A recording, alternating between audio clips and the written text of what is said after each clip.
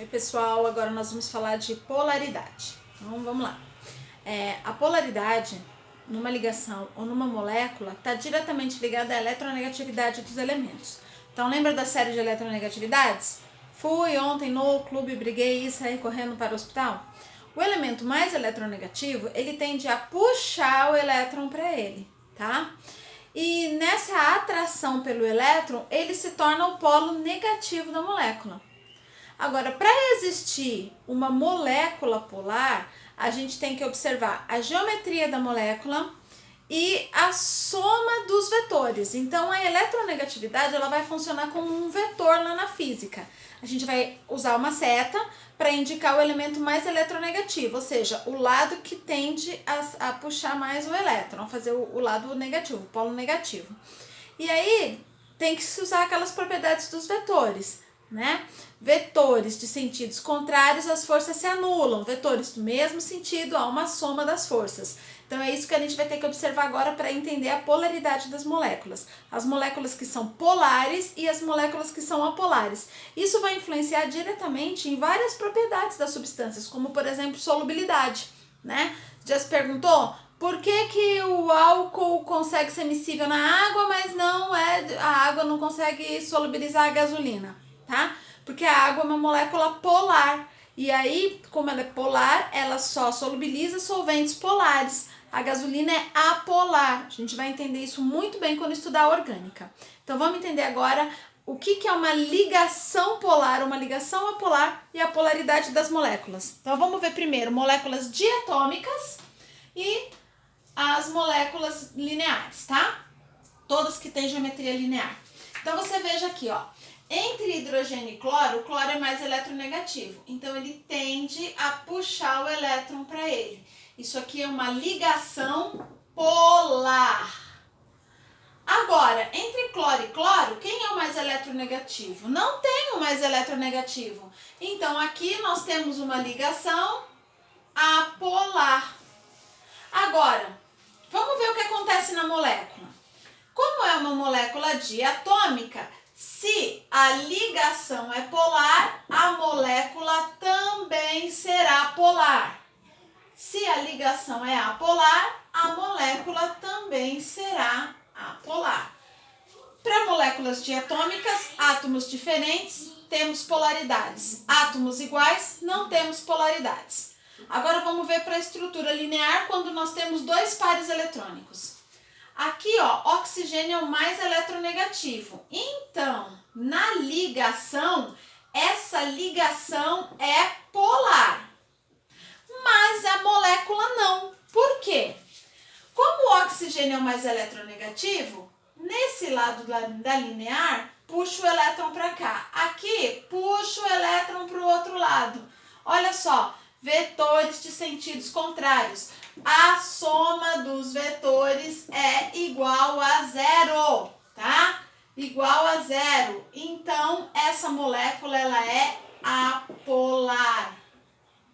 Já nesse caso aqui, do ácido cianídrico, nós temos ligações polares, a polaridade das ligações existe e a molécula também é polar. Por quê? Porque aqui, ó, nós temos soma dos vetores, vetores de mesmo sentido. A soma dos vetores é diferente de zero. Então, aqui nós temos uma molécula polar. Então, nas moléculas diatômicas, basta você ver elementos diferentes, polar, elementos iguais a polar. Nas moléculas que temos dois pares eletrônicos, mas que também é geometria linear, você tem que verificar os vetores, tá? Se forem vetores de sentidos diferentes, apolar, mesmo sentido, polar. Vamos ver agora como é que essa polaridade vai funcionar nas moléculas de três pares. Olha lá, moléculas de três pares, pode ser angular ou trigonal plana. Na angular, o que eu tenho? Oxigênio mais eletronegativo, então eu tenho um polo negativo aqui embaixo e formação de um polo positivo em cima. Então, essa molécula aqui, ela é polar. Já na trigonal plana, o que eu vou ter? Olha só os vetores. O oxigênio é mais eletronegativo que o enxofre. Olha o que aconteceu agora. Vetores de forças contrárias. Então, a soma dos vetores aqui é igual a zero. Essa molécula é apolar, tá? De um modo geral, as estruturas angulares apresentam polaridade, enquanto as estruturas trigonais planas são todas apolares. 4 pares, olha o que vai acontecer agora. Você vai ter que avaliar a soma dos vetores também. 4 pares, aonde você tem uma estrutura angular, porque lembre, nós temos 2 pares de elétrons livres.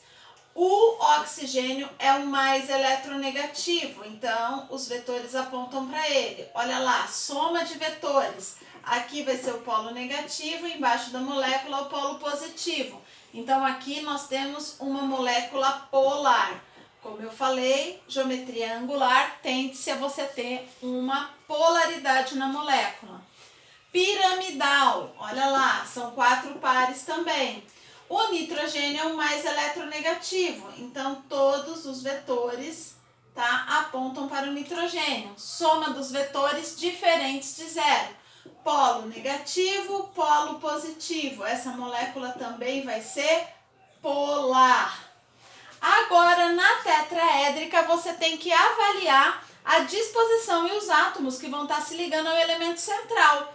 Veja que aqui eu só tenho hidrogênios. Então, entre hidrogênio e carbono, carbono é o mais eletronegativo. Então, todos os vetores tendem a vir para o carbono. Olha só. Esses 2 vetores se anulam e esses também se anulam. Essa soma dos vetores aqui é igual a zero. Se a soma dos vetores é zero, essa molécula é apolar. Mas olha o que vai acontecer agora aqui. Não tem polos. Aqui, sim, o carbono é o mais eletronegativo entre o hidrogênio, mas com o cloro não. Então, o que aconteceu aqui?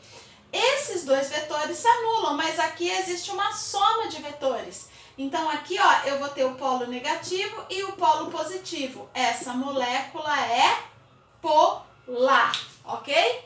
Segue também um quadro com um resuminho dessa polaridade para vocês estarem entendendo melhor.